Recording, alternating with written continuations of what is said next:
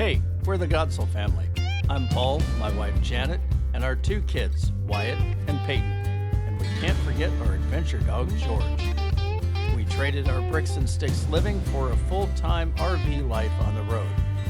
In this video, we go see the Tillamook Cheese Factory and then the Hatfield Marine Science Center before having to make a major plumbing repair in our RV, all while experiencing a days-long storm on the Oregon coast. Come join us. This is Go See Them.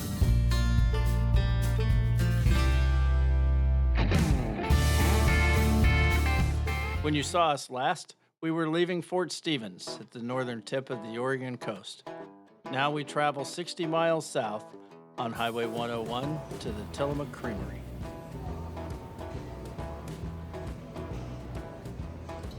The free self-guided tour is a really fun experience as well.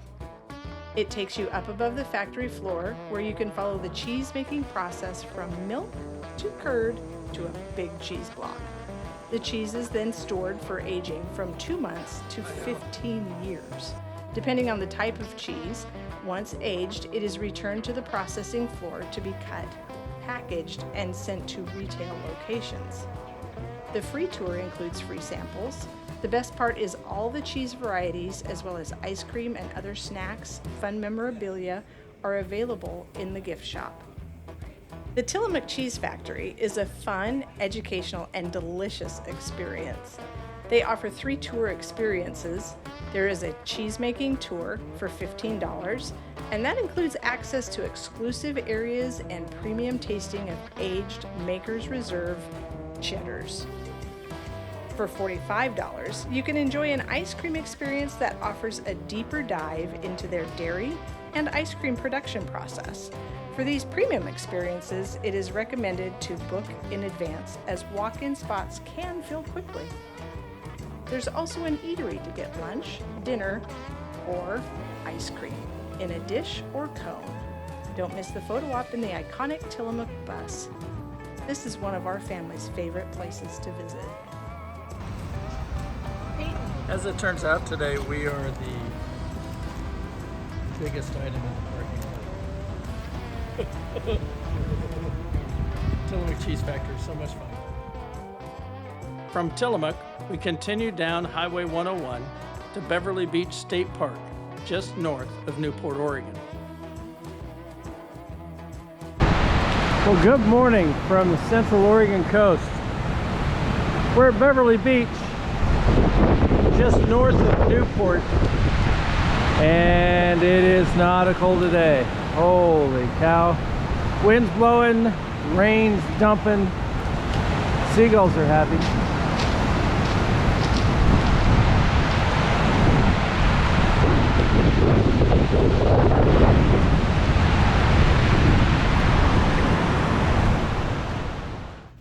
The Hatfield Marine Science Center on the south side of Yaquina Bay is probably one of Newport's best kept secrets. It is a research center for the University of Oregon. Scratch that. Oregon State University. They'll be mad at you if you get that wrong. There's a big difference between a duck and a beaver.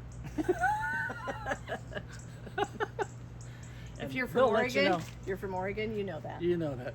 What was your favorite part about going there? My favorite part, they have so many different things. They have and if I'm going to be able to say it right, and sea anemones. Anemones. Yes, sea anemone pool. Sea anemones are really cool. They have someone sitting there that will help guide the kids. The kids can reach into the pool and touch them. It's small and it's high, so it's not anything that is dangerous or of concern for safety. But they have someone sitting there so that they can reach in and touch the anemones, and they'll guide them with how to touch them so that they don't hurt the anemones, but they have a really positive interaction with them. Go ahead. They also have a tsunami tank, and on one end of it, the kids can build a Lego house, and they can push sand up and do different things to see if they can keep the tsunami from knocking their house down. And then on the other end of the tank, they get to push the water and create the tsunami and see if their Lego home will hold up to this giant tsunami wave. So my kids are all super hands-on, and or our kids, they're yours too. They're not just mine. Good to know. We share the kids. We just found that out. They're mine too. We did.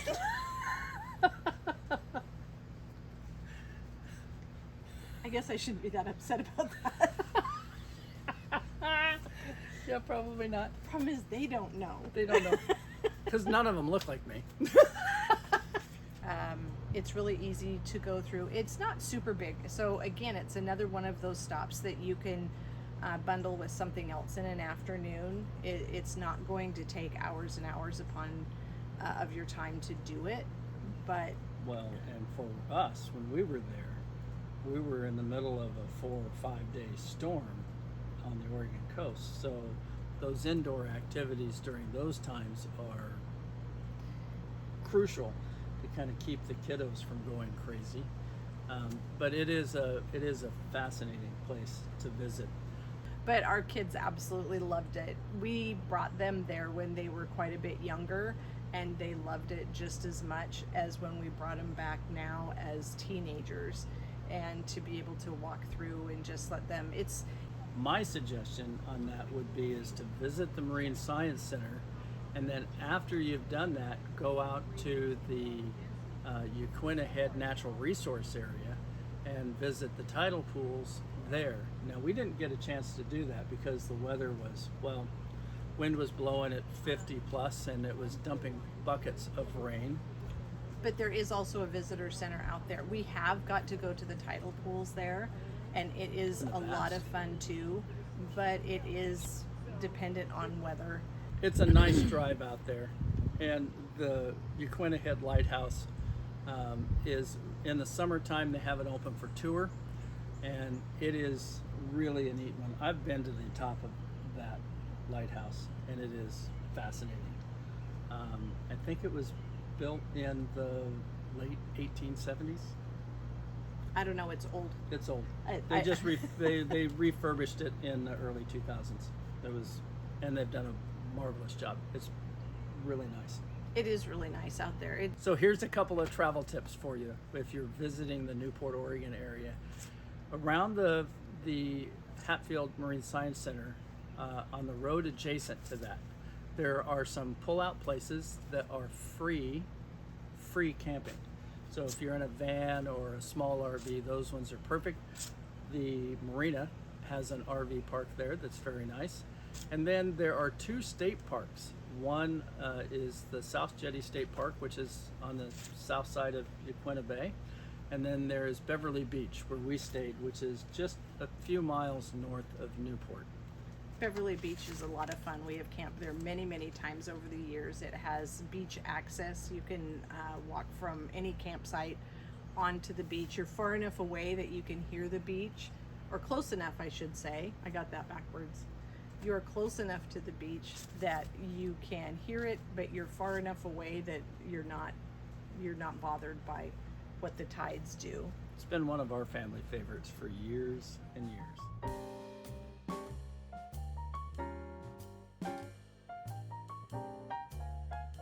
There is so much to see and do in Newport. Nye Beach and the waterfront are great places to eat. Our choice is Nana's at Nye Beach. It's our favorite.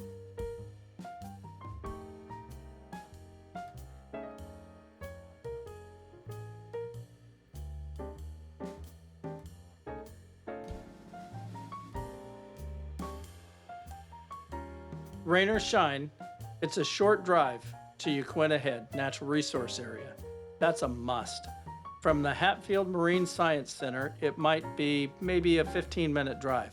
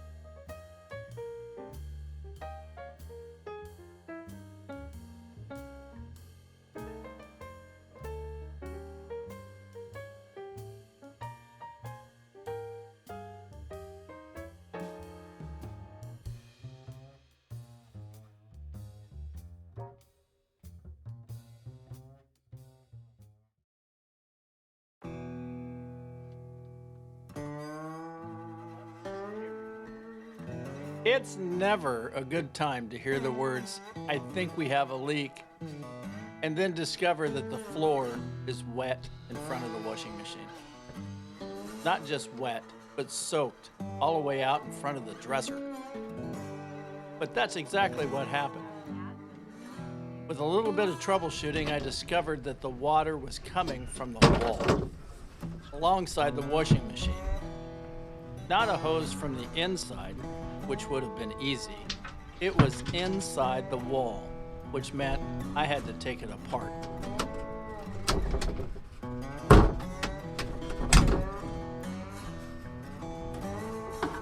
I was hoping to have a simple repair, but it turned out to be somewhat of a major project. I opened up the wall to discover, Just like I suspected, they run PEX up to the corner and then went with this flexi hose after that. So that's all gonna get cut out and redone. a rubber hose feeding the valve of the washing machine was leaking.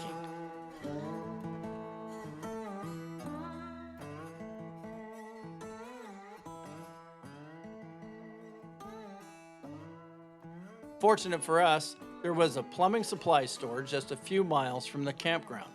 We were able to pick up a new box of plumbing valves for the washing machine and some PEX supplies so we could replace the rubber hose with PEX. Okay, I've got my pipe all cut and the PEX lines, the PEX crimp fittings on, except for up here at the top. These are loose yet. Same as with the bottom. I haven't got those on down there yet either. But I do want to point out a couple of things here. Is when you crimp these things down and this little head is sticking out here, in a house this really doesn't matter a whole lot, but when in an RV, because you're bouncing off down the road, you would not want these to be pointed toward another pipe, because as you run down the road, that's just going to rattle and chafe against one another, and chances have it you're going to cause another leak. So keep that in mind when you're doing that. This is just take your time. It's not rocket science. Some good tools will go a long ways to making this job a lot easier. Now, one of the other things that I do on this too is I lay out all of my grid first, crimp it all together, and then set it in place. Make sure that, you know, dry fit, make sure that everything fits. Well, I hope that achieves all your expectations. Yeah, no. Your